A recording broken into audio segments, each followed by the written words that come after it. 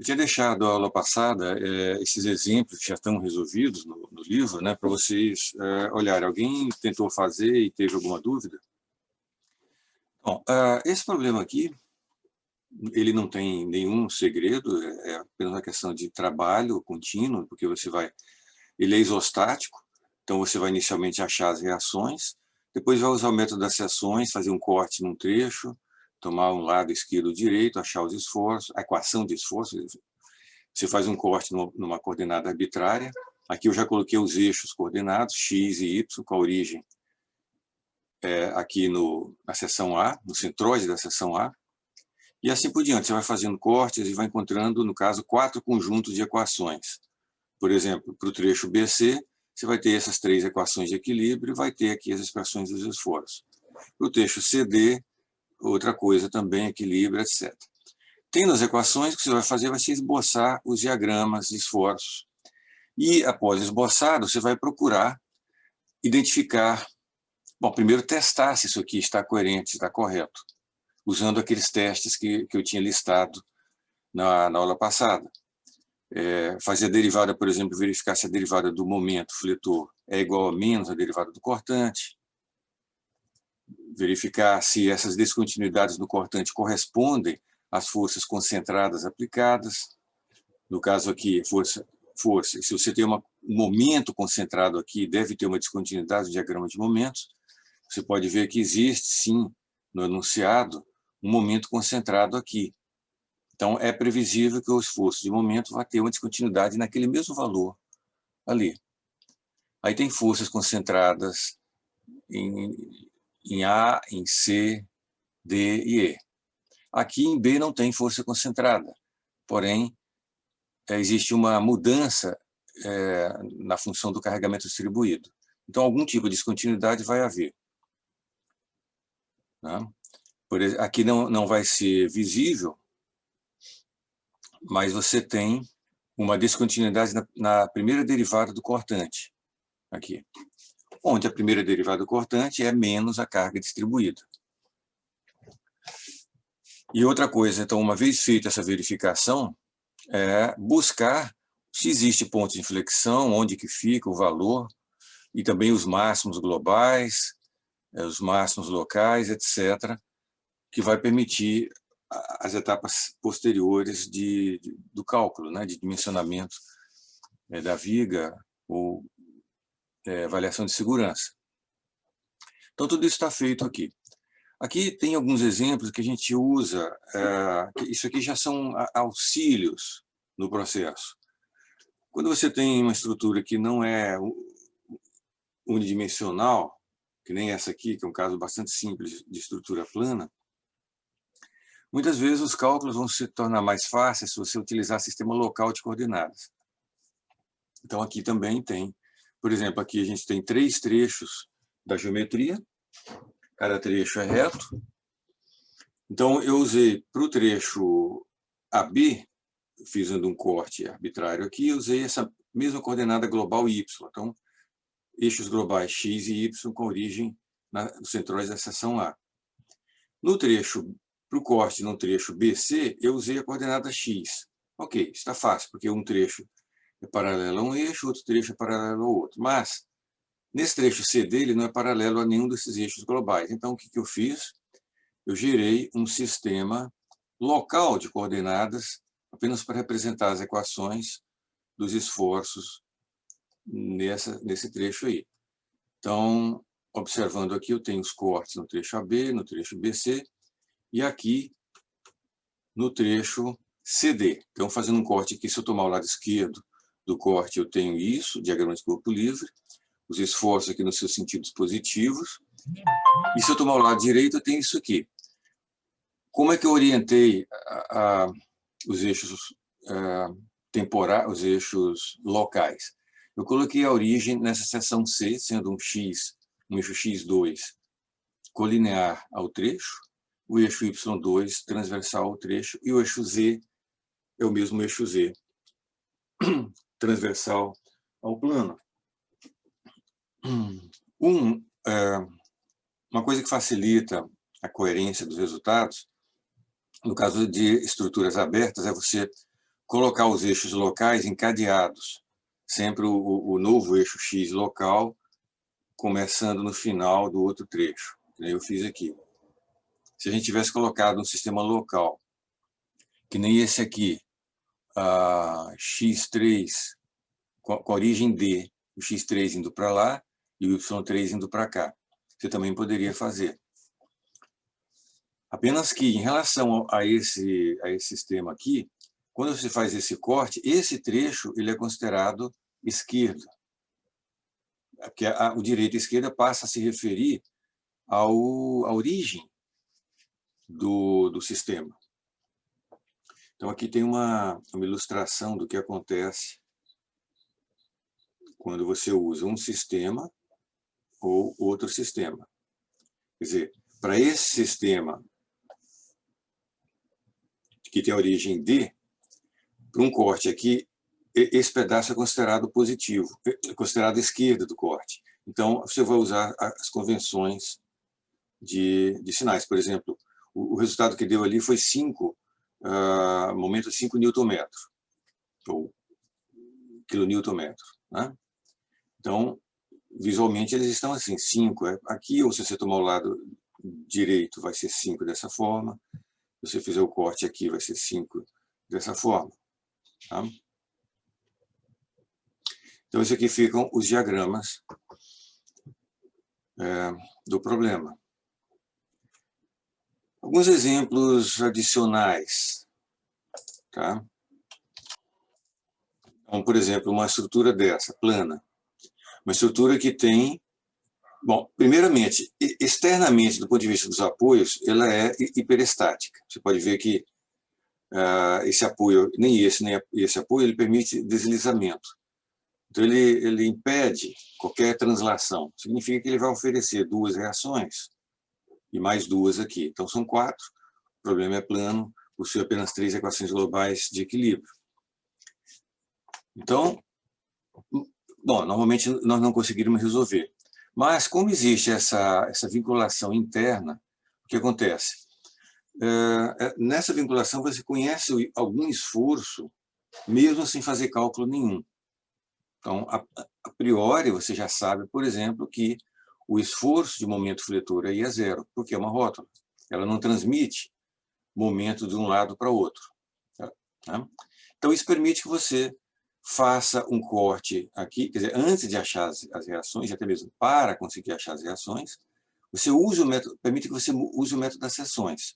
Você faz um corte, passando pela seção da rótula, faz diagrama de corpo livre, por exemplo, isso aqui, por exemplo, tomando o lado esquerdo.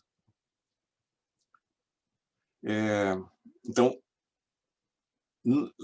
fazendo o diagrama de corpo livre, você vai identificar aqui as reações, que são incógnitas, e vai indicar aqui os esforços, 3 esforços, normal, cortante e momento fletor. Sempre você pode fazer cortes numa estrutura, quer você conheça ou não as reações. Sempre você vai poder fazer isso. A questão é que, normalmente, não teria utilidade. Se você fizer um corte, por exemplo, aqui, não terá, você poderá fazer o diagrama de corpo livre, mas não terá grande utilidade. Por quê? Porque você passa a ter uma quantidade grande de incógnitas, tanto reações quanto esforços. E continua tendo apenas 3 equações de equilíbrio. No entanto, se esse corte tiver passado por uma seção que você conhece a priori o valor de algum esforço, aí a coisa muda de figura. Você pode escrever as 3 equações de equilíbrio desse lado aqui, e uma delas vai ser uma equação, se você conseguir arrumar as coisas, que vai envolver apenas as reações incógnitas e o esforço que você conhece. Momento, esforço e momento em C. Nesse caso aqui, se você conhece que é 0, então essa equação aqui é uma equação extra e independente que você adiciona a essa coleção de equações globais de equilíbrio. Aí você passa a ter 4 equações globais de equilíbrio, envolvendo as 4 reações incógnitas, e você resolve o sistema e pronto. Vai determinar as 4 reações, e a partir daí você vai usar normalmente o método das seções para encontrar os esforços em cada trecho. Então, isso está detalhado aqui, nesse exemplo. Vai, até que você chega nos esforços. Certo? Algo similar acontece quando você tem uma estrutura que tem articulação interna e que tem um cabo de aço, por exemplo, que nem numa estrutura simples de elevação de carga. Você tem que entender um pouco da física do que está acontecendo, né? Por exemplo, nessa seção você já conhece que o esforço de momento é zero. Num cabo de aço, você já sabe que ele é capaz de suportar apenas esforço normal trativo, quer dizer, o cabo não suporta compressão. E você sabe que um cabo não suporta esforço cortante nem momento fletor. Então, você usa isso aí, usa o metaseções, encontra essas coisas uma após a outra. Certo? Com isso, eu considero feita a revisão dessa parte de esforço. Então, tá, vamos continuar aqui. Fazer uma revisão rápida de modo de falha. Na realidade, quem vai fazer essa revisão mais detalhada é o Eduardo, que está lá no outro conteúdo, né? Aqui nós vamos apenas relembrar algumas coisas. Falhas por fadiga, a gente já comentou, vai ser comentado, tem a parte da disciplina que vai tratar principalmente disso. Vocês vão ver a parte de concentração de tensões. A parte de plastificação, falha por plastificação total de seção, em tração, em flexão, com entalhe ou sem entalhe. Existem falhas que vocês já estão habituados a tratar, que é falha associada à baixa rigidez do componente, isto é, a deslocamentos excessivos. Isso é muito mais crucial ainda nos últimos tempos com peças feitas em plásticos, em polímeros de algum tipo. Essa tabelinha aqui até dá uma ideia da origem disso. O modo de elasticidade, por exemplo, de aço vai de geralmente 190 a 207 gigapascal, de alumínio em torno de 70 gigapascal. Para os plásticos, mesmo que você pegue plásticos mais rígidos, que nem PVC ou epóxi, você vai encontrar ali no máximo 3,5 ou 4 gigapascal. O normal é você ter meio gigapascal, 0,7, um polipropileno vai ter 0,8, etc. Então, se vê que você começa a ter uma baixa rigidez já no material e o projeto do componente, através de sua geometria, tem que levar em conta isso de forma a produzir uma rigidez do componente, mesmo com a baixa rigidez do material. Bom, de qualquer forma, a rigidez é uma preocupação mesmo que a peça fosse de aço, né? Porque depende da geometria da peça, do projeto. Então, não é só porque, como o pessoal muito leigo fica imaginando, não, eu vou pegar e fazer meu negócio de fibra de carbono. Bom, mudei o material, mas não quer dizer que ela vai ficar melhor, mais rígida, mais resistente. Apenas mudou o material. Ela pode, inclusive, ficar bem pior do que quando ela era antes, de alumínio ou de aço. Depende tudo do projeto, da geometria e do processo de fabricação. Bom, só para lembrar aqui, bom, falhas por flambagem e instabilidade também é um dos tópicos da disciplina. É o último tópico dessa nossa parte aqui. E aí, para lembrar, o chamado problema fundamental dos critérios de falha. O que os critérios de falha, todos eles, buscam? Eles buscam uma teoria, elaborar uma teoria que, digamos, faça uma correlação entre uma situação de uma peça, um corpo, e uma situação de um ensaio de corpo de prova. Qual a diferença? O corpo tem uma geometria infinita, qualquer geometria, um carregamento, apoios, etc., e tem um estado de tensões. Esse estado de tensões, então, o que o critério de falha cuida, em geral, é do estado de tensões num certo ponto. Então, num certo elemento diferencial, você tem um estado de tensões que, via de regra, diferente dos outros pontos, e também contém as 6 componentes de tensão não nulas. É um estado triaxial de tensões, que geralmente existe no mundo. E o que você deseja é saber se essa porção de material está segura quando submetida a esse estado de tensões. É isso que você quer saber. Agora, o que se tem disponível em termos de dados, através de ensaios, que sejam financeiramente viáveis de serem realizados?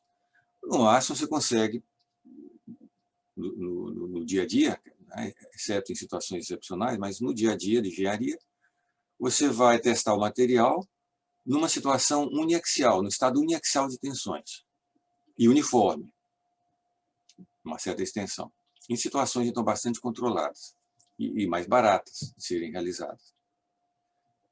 Então, você tem, por exemplo, alguns limites de resistência do material nessa situação de ensaio uniaxial. Então, você chega à conclusão de que, quando essa tensão atinge um certo nível, por exemplo, tensão limite de ruptura, tensão de escoamento, alguma coisa acontece no material.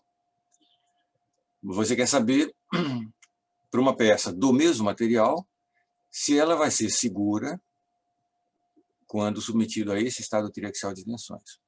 Então, o que os critérios, as teorias vão fornecer? Uma maneira de relacionar o dano que esse conjunto de componentes exerce no material, comparar com o dano que esse estado de tensões uniaxial no corpo de prova acontece no ensaio. Então, se eu aplicar, por exemplo, uma tensão uniaxial no ensaio, que leva ao limiar do escoamento, eu quero saber qual o estado de tensões que vai levar ao limiar do escoamento no ponto da peça. Então, o que os critérios fazem é uma coisa seguinte: eles pegam, as teorias vão pegar os 6 números que caracterizam o estado de tensões na peça, vai ser colocado na teoria, e essa teoria vai produzir um único número, uma tensão equivalente. Então, vai ser feita uma comparação entre esse conjunto e esse valor do ensaio. Então, como é que vai ser feito? Vai ser converter essas 6 componentes num valor de tensão chamado tensão equivalente. Equivalente no sentido que, teoricamente, o dano que você provoca na estrutura do material, quando você aplica apenas esse valor, seria o mesmo dano que você aplicaria com esses 6 componentes aqui simultâneos. Então, se essa equivalência fosse perfeita, o teste sobre isso poderia ser feito testando isso aqui. Basta você testar se esse valor aqui é menor que aquele valor ali. Então, os testes todos são feitos assim. As tensões aplicadas vão ser convertidas numa tensão equivalente. Se essa tensão equivalente for menor que a tensão de início de escoamento uniaxial, o material, no caso, é considerado que está elástico naquela região. Do contrário, ele está no início de escoamento, no processo de plastificação. E aí você chega naquelas teorias que vocês já viram. Teoria da máxima tensão normal, que tem viabilidade, tem confiabilidade apenas em materiais frágeis. Então, ela depende da maior tensão principal, em módulo. A teoria da máxima tensão cisalhante, aquela que geralmente se chama critério de Tresca, está associado ao cisalhamento máximo e não à tensão normal máxima. Então, são aqueles planos ali de cisalhamento. E a teoria da máxima energia de distorção, chamada teoria de von Mises, né? Em que ele apresenta, depois de uma dedução, uma expressão para achar essa tensão equivalente a partir das tensões principais que são provenientes das 6 componentes de tensão no ponto. Para um estado plano de tensões, em que σ3 é 0, você tem essa expressão aqui, ela, em termos de tensão σx, y, tal xy, você chega nessa relação aqui do critério, já igualando a tensão equivalente, que é essa raiz quadrada aqui, com a tensão de escoamento do material e já incluindo aqui um coeficiente de segurança maior que 1. Certo? Se você não usa o coeficiente de segurança, você passa a usar uma desigualdade para a segurança. Geralmente se usa isso aqui. Isso aqui é aquela superfície, aquela elipse, que representa esse estado aqui, aliás, esse, no estado plano de tensões, em termos das tensões principais σ1 e σ2. Comparando, então, as regiões de segurança, que é a região interna da teoria de von Mises, a elipse, e essa teoria com esse hexágono aí, a teoria de Tresca. Né? Bom, aqui tem exemplos de aplicação dessa teoria, geralmente envolve você visualizar com um círculo de Mohr. Podemos fazer uma revisão rápida aqui de transformação de tensões. Existe um outro capítulo só dedicado à transformação de tensões. Mas no momento aqui, você conseguindo esboçar o círculo de Mohr por estado plano, você consegue visualizar as coisas. Como é que é feito isso? Você identifica as 3 componentes de tensão do estado plano. No caso do exemplo aqui, é 100, 0 e 60. Certo? Então, isso é visualizado nas componentes do tensor tensão em relação ao sistema XY, Z de coordenadas. Está aqui.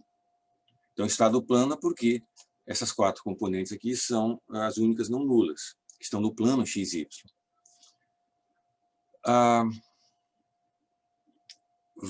Como é que nós vamos visualizar esse estado de tensões aqui no plano de Mohr? O que a gente faz é plotar 2 pontos no plano sigma tal, tensão normal, tensão cisalhante. Um ponto X e um ponto Y. Quais as coordenadas desses pontos? Deixa eu ver se eu tenho aqui. Não.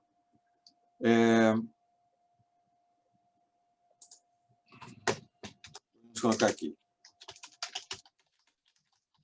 Círculo de Mohr. Ponto X constituído pelas coordenadas sigma x e tal, que no caso são o quê? 100 e 60, né? E ponto y, que é dado por 0 e menos 60. Então, na verdade, esse aqui, o ponto y vai ser menos tal xy. Então, fica esses 2 pontos. Você simplesmente esboça no plano, isso é feito geralmente hoje em dia a mão livre, esses 2 valores, né? 100, 60, no caso aqui, digamos, 100, 20, 40, 60, 80, 100, mais ou menos por aqui, e a cota 60, 20, 40, mais ou menos por aqui. Ok, ponto x. Ponto y, a abscissa é 0, e a ordenada é menos 60, um ponto aqui. Pela dedução da equação do círculo de Mohr, você sabe já previamente que esses 2 pontos são diametralmente opostos a um círculo cujo centro está no eixo das abscissas. Então, você simplesmente fazendo essa linha aqui, onde ele interceptar é o centro. E aí você consegue fechar o círculo, mesmo que a mão livre. Bom, com isso, você tem que completar os círculos. Você tem que lembrar que sempre, veja só, preste atenção, se vocês não lembram disso, agora é a vez de vocês memorizarem e aprenderem isso. Sempre existem 3 círculos de Mohr, mesmo que o estado seja plano ou até mesmo uniaxial. Sempre existem 3 tensões principais. Pode ser até que todas elas sejam iguais, pode ser que 1 ou 2 sejam nulas, pode ser que as 3 sejam nulas, mas sempre existem 3 tensões principais. No caso aqui, a gente pode chamar a maior de σ1, σ2, e no caso, σ3 é 0, já que é um estado plano de tensões, não há tensão na direção normal. Então, você tem as 3 tensões principais. Então, você tem 3 ciclos que unem cada par de pontos de tensão principal. Então, O ciclo externo aqui está unindo, está relacionando as direções 1 e 2. Você vai ter um outro ciclo menor aqui, que no plano 2, 3, e outro ciclo no plano 1, 3. Então, temos os 3 ciclos aí. Numericamente, nós vamos encontrar, bom, sigma 3 já é sabido que é zero, porque é um estado plano de tensões. Numericamente, nós vamos encontrar os valores de sigma 1 e sigma 2 usando a equação. Essa equação aqui, diretamente, só colocar os valores aqui, resolver e vai encontrar sigma 1, sigma 2 e sigma 3, que é zero. Pronto. Para que vai servir isso? Bom, boa parte das vezes, para aplicar nos critérios de falha. Ainda antes que a gente continue, eu vou só mostrar aqui que existe uma maneira muito mais geral de achar tensões principais, que não é a partir dessa equação. Essa equação é ótima, mas ela é limitada a estados planos de tensão. Mas se você tiver um estado triaxial de tensões, quer dizer, com essa matriz cheia aqui, você também pode achar as tensões principais. Como? Simplesmente encontrando os autovalores dessa matriz das componentes. Então, você vai construir esse problema aqui, que basicamente é achar o determinante, fazer com que o determinante dessa matriz aqui, onde esse sigma é um escalar ainda incógnito, serão os autovalores que você está buscando. Você vai encontrar os autovalores aqui que fazem esse determinante ser nulo. A matrizinha 3×3 é aquela lá do pré-vestibular. Você escreve aqui o polinômio característico, que vai ser, no caso desse probleminha aqui, que é simples, vai ficar um polinômio simples também. De qualquer forma, esse polinômio, isso aqui não é para ser zero, isso aqui é para ser sigma também. Então, isso aqui é para ser sigma, tá?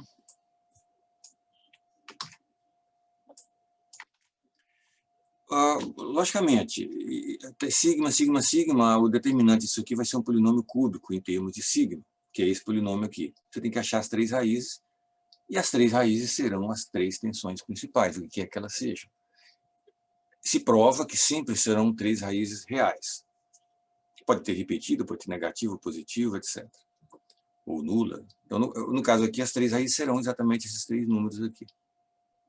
Vocês já tinham visto esse procedimento de achar autovalores? Aliás, de achar tensões principais através de autovalores? Aqui tem um exemplinho de como fazer um estado plano. No livro tem mais alguns outros exemplos de estado triaxial. Isso é bastante versátil, né? Principalmente quando é para programar, que aí você faz isso de uma vez só. Bom, de qualquer forma, de um jeito ou de outro, você tem as tensões principais, agora você vai para os critérios de testar os critérios de falha. Então, se o material for frágil, como disse no enunciado, com um certo valor aqui de tensão limite de ruptura, você vai achar um coeficiente de segurança, considerando que a tensão equivalente é a maior das tensões principais em módulo. Isso aqui ajuda você a olhar isso aqui. Em módulo, a maior tensão é sigma 1. Então, você vai usar isso aí, o 128. Está aqui. Isso você vai encontrar um coeficiente de segurança no 17 para isso aqui. Mas, é claro, se o material for dútil, isso aqui não vai ter utilidade, não vai ter significação. Esse critério ele não produz boas aproximações para um material dútil, né? Embora, às vezes, sim, dependendo do quadrante em que você esteja. Agora, se o material for dútil, a gente pode testar pelo critério de Tresca e também pelo de von Mises. Então, você vai, a tensão absoluta máxima, tensão absoluta máxima, o que vai interessar no critério de Tresca? A maior tensão cisalhante transversal. Isso você vai encontrar procurando dos 3 ciclos qual o raio, o maior dos 3 raios. O raio de cada ciclo indica a maior tensão cisalhante de todas as transformações naquele plano. Então, se eu pegar o plano 1, 2, e eu fizer rotações em torno do eixo 3, vai ter uma orientação que vai produzir, que vai ter a maior tensão cisalhante naquele plano entre todas as possíveis rotações em torno do eixo 3. Então, o que nós vamos fazer aqui vai ser calcular os 3 raios e comparar e identificar o maior. Então, isso a gente faz de forma sistemática aqui, ó, meio da diferença entre σ1 menos σ2, 1 menos 3, 2 menos 3, que automaticamente vai lhe dar os três raios. No caso aqui, o máximo vai dar 78, que vai acontecer no plano 1, 2. A tensão equivalente de von Mises usa aquela fórmula que já vem direto e vai dar um outro número aqui. Aí você calcula. Coeficiente de segurança pelo Tresca é a tensão cisalhante de início de escoamento no ensaio uniaxial, que é, por definição, sigma E sobre 2.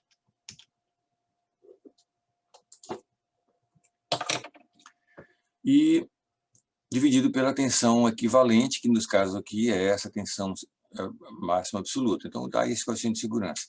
Fazendo pelo critério de Tresca, você pega diretamente a tensão normal de início de escoamento do material, dividido pela tensão equivalente, e vai dar um outro número aqui, é normal que vai ser números diferentes. Existe uma certa distância sempre. É o que se chama que o critério de Tresca ele é mais conservativo,